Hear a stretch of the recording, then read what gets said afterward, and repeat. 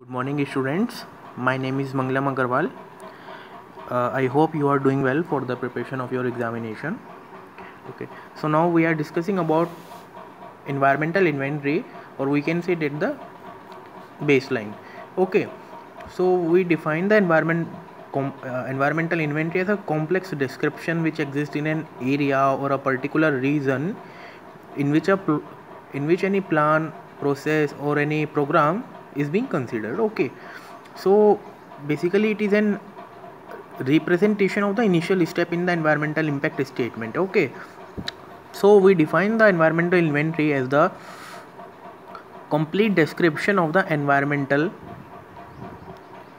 as it is exist in an area where a particular proposed plan or any action or any program is being considered. Okay, this inventory is compiled from a checklist of descriptors for the physiochemical, biological, cultural, and the socio-economic environmental factors. Okay, and the physico-chemical environmental factors include such measures area.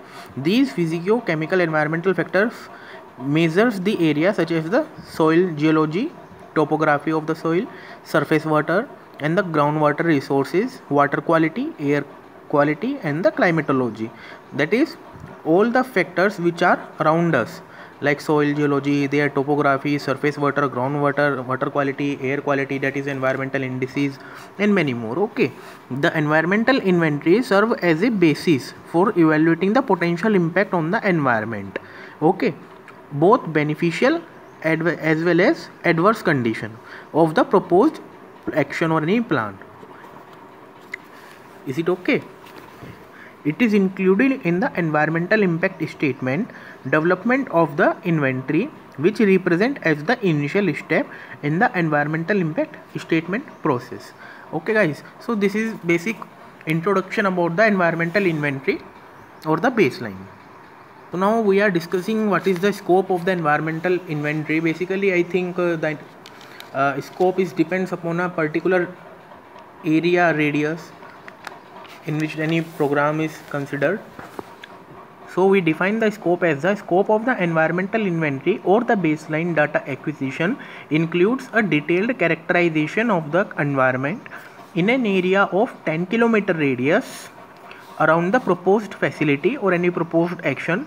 For the environmental components, what are those environmental components, like air, water, land, ecology, noise, socio-economic environmental factors and many more. Okay, so this baseline data acquisition is important to assess the present status of the air, water, land, ecology, noise, environmental, socio-economic factors. Okay, to identify and quantify the significant impact of proposing operations on the environmental components.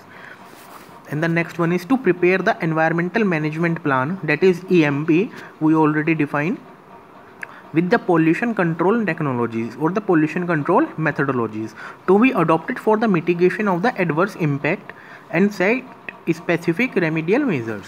Okay guys, to develop the future environmental quality monitoring program after the implementation of the proposed project.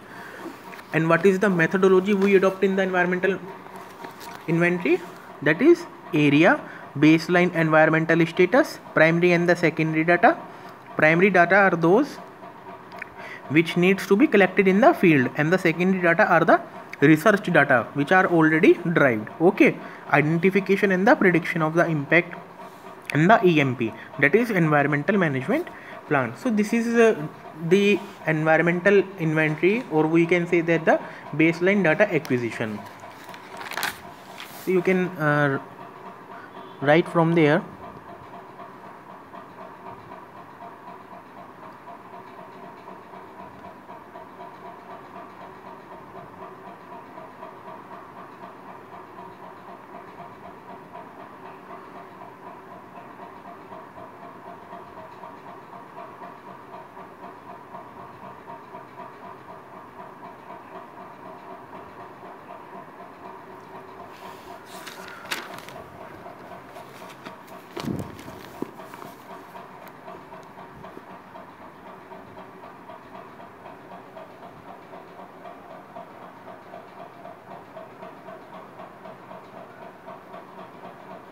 Sometimes the question arises, what is the importance of the baseline data?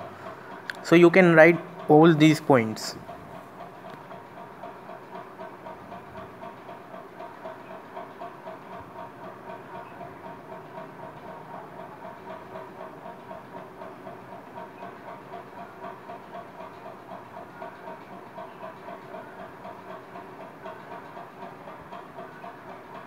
Basically, baseline data collection complete the description of the environment.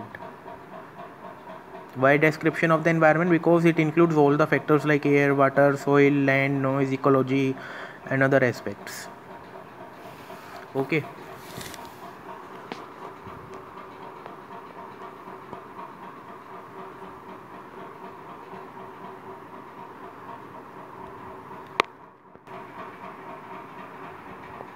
So guys, in the next class we will discuss about the life cycle assessment or any other important topic for your examination point of view.